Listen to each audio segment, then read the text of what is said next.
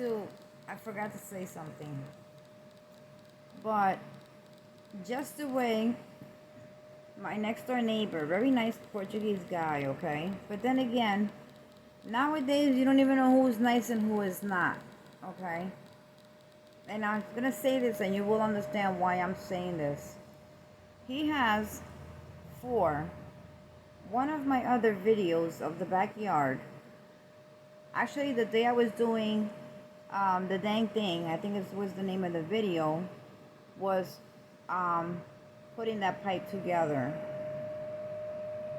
I looked over the fence, and on that video, I did show he has like four. You could see about two, maybe two, but he had about 4 or 5 of those already set up on his side of the fence, but behind like something he has there covering it up.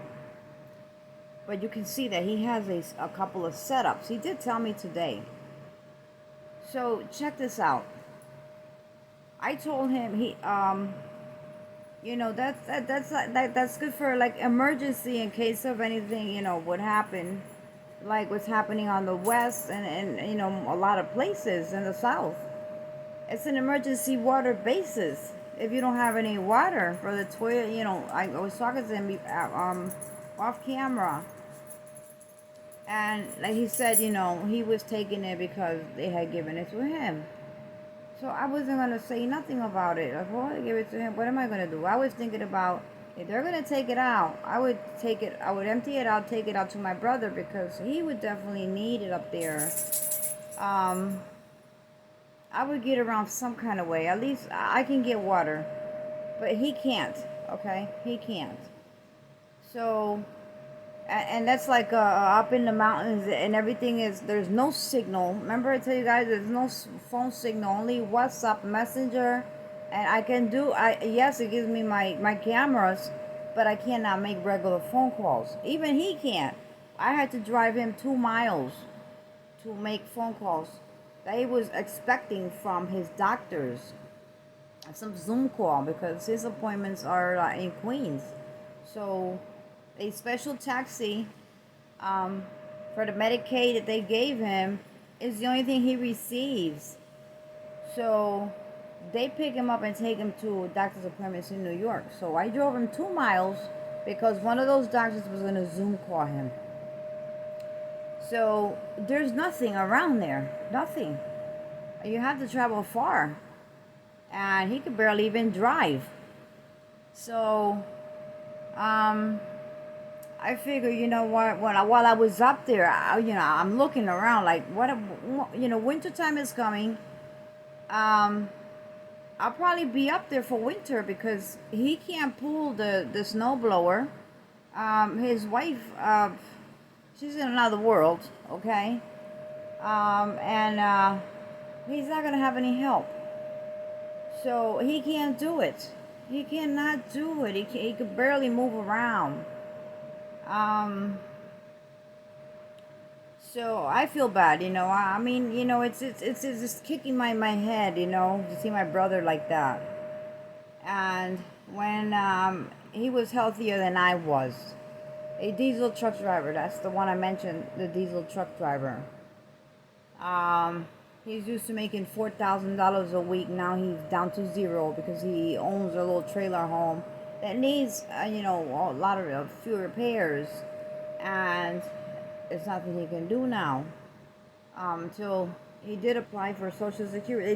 They did disable him totally, permanently, totally, permanently disabled.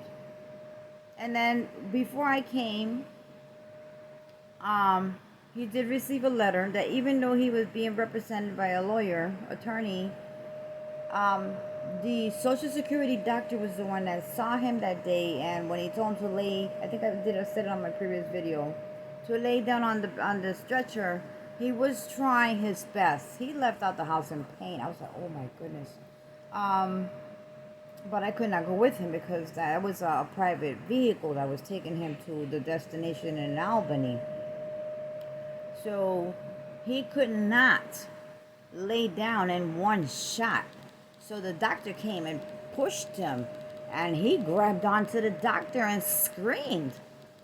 So that the doctor, he told me the doctor opened his eyes like, whoa, and grabbed him to sit him back up. He's in a lot of pain, but sometimes these doctors don't believe your, and you know what I say, because of so much fraud taken against the government, even with the food stamp programs, what they call the EBTs, and to the rental assistance, and the people that have abused, um, and that system is the reason why the people that need it, it's very hard to get. So thank God they did send him a letter. He didn't even know that was a Social Security doctor. He said he was seeing a doctor, but he didn't know what. I knew less. So a while before I came back, he received a letter and saying that was the Social Security doctor, and found him permanently disabled. Minimal of everything, minimal of everything, of maybe less than 20 minutes of standing, walking. Everything was less than 20 minutes. I mean, permanently. I said, bro, I was like a 60%. You're down to a minimal, which is like you're practically belong in the trash can. I was trying to just cheer him up, make him laugh. Hey, you belong in the trash can, bro. So I mean, I suffer because of my brother. So, they sent him a letter that even if he's represented by an attorney, he can still get approved through Social Security Administration. So I am hoping and praying that will go through for him. I wish I was up there right now to help him. But I had to come back home to run into other issues out here. So, anyway, guys, I'm sorry. But back to the water container. I told the neighbor, why don't you leave it there, because if we need emergency water, if not, I'll take it to my brother upstairs because he really needs it. He can use it.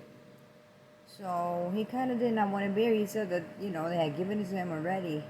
So I just left it at that. But I'll probably be up there to help him once all these issues gets fixed over here. Because even though I feel safe in this apartment, it's not safe to live right now. So I can't go anywhere. But I hopefully, something will get done to get all this fixed. At least the light fixture here and maybe the electrical problem upstairs will make me feel safer to go. And at least the one here, the one here.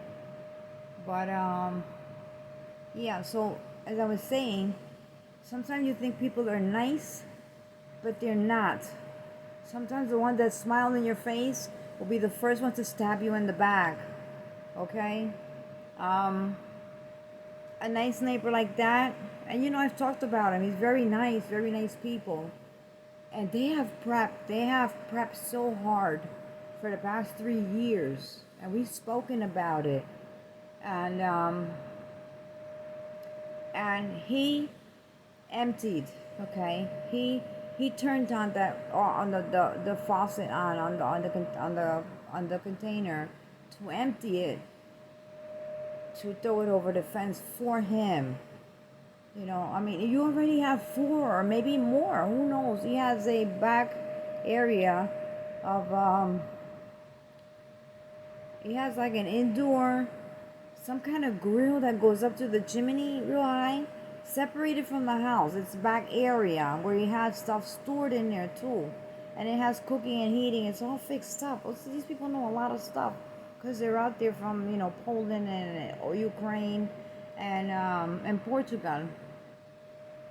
Yeah, Portugal. He's from Portugal. He's Portuguese. But he does have family from Ukraine that he brought over during this whole mess that's going on. And no heart to say, well, you know what? You keep it, but make sure that they don't take it away. Not even that. So that tells you a lot right there about people. You can't trust everybody. People that you think being nice to you, they will stab you in the back. So that's why I say don't tell anybody about your preps, because those same people that you were trusting that they're going to help you in an SHTF situation will be the first ones to steal your preps.